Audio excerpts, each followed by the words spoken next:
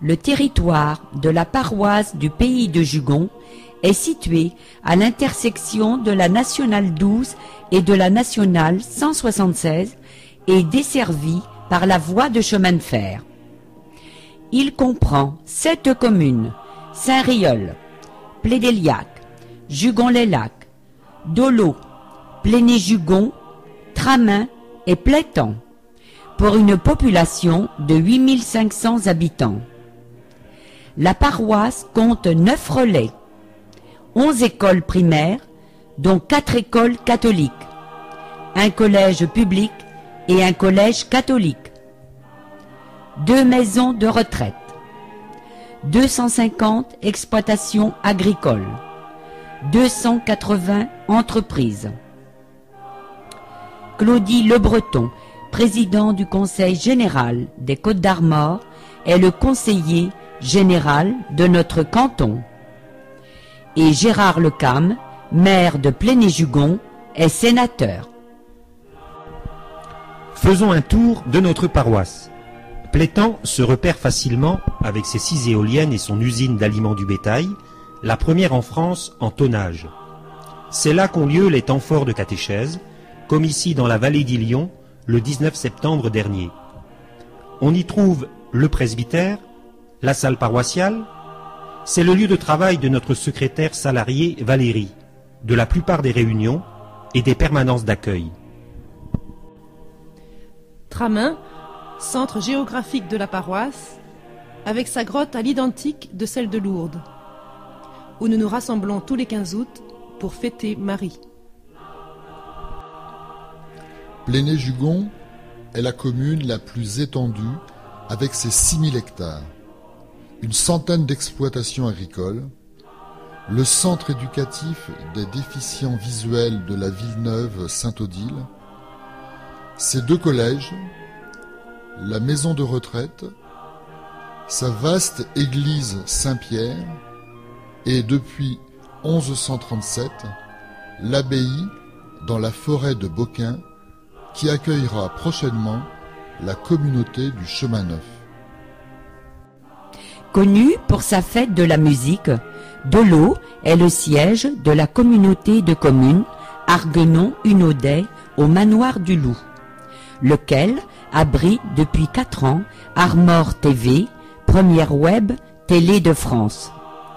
C'est à Dolo également qu'a lieu le second week-end de septembre l'unique pardon de notre secteur, celui de Notre-Dame-du-Chêne.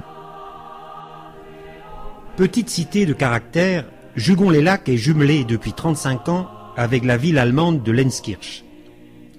Grâce à son lac, à son école de voile, sa station VTT, la maison de la pêche, le tourisme est son point fort.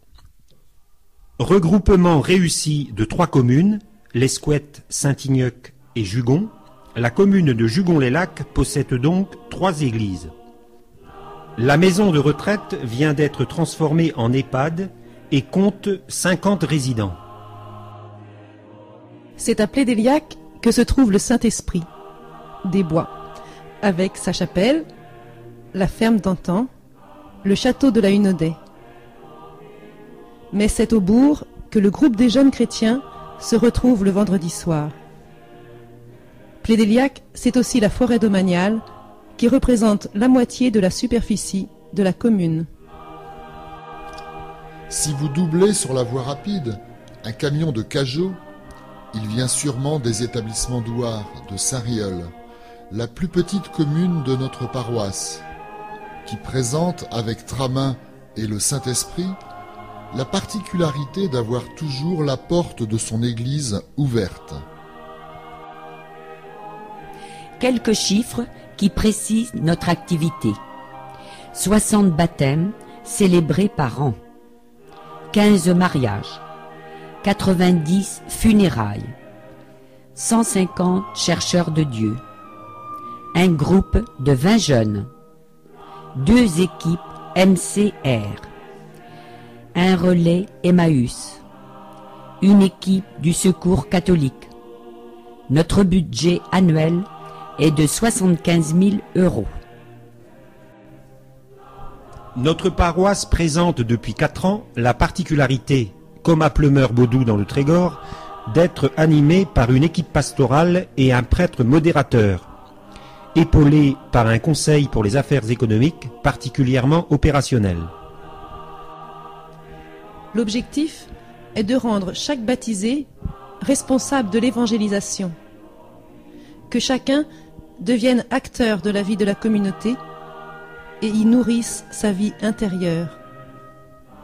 Nous avons dégagé 3 axes de travail. Premier axe, mettre en place la réforme catéchétique incluant une nouvelle manière de répondre aux demandes de baptême. Nous en récoltons déjà les premiers fruits, par exemple, l'augmentation du nombre des enfants à l'éveil à la foi. Deuxième axe, la prise en charge des funérailles par les laïcs avec 12 guides de prière. Et enfin, troisième axe, le renouvellement du bulletin paroissial et la constitution d'un comité de rédaction. La chorale, composée d'environ 30 personnes, anime toutes les liturgies, dont la messe du dimanche, célébrée dans chacun des relais à tour de rôle. Cette Eucharistie dominicale est le moment fort de notre vie communautaire. Elle est ressourcement pour tous. Elle est lieu d'initiation pour tous les nouveaux venus dans la foi, pour les chercheurs de Dieu et leurs parents. Et pour conclure, nous avons le plaisir de vous présenter notre dernier bébé, une page de notre site web qui est actuellement en construction.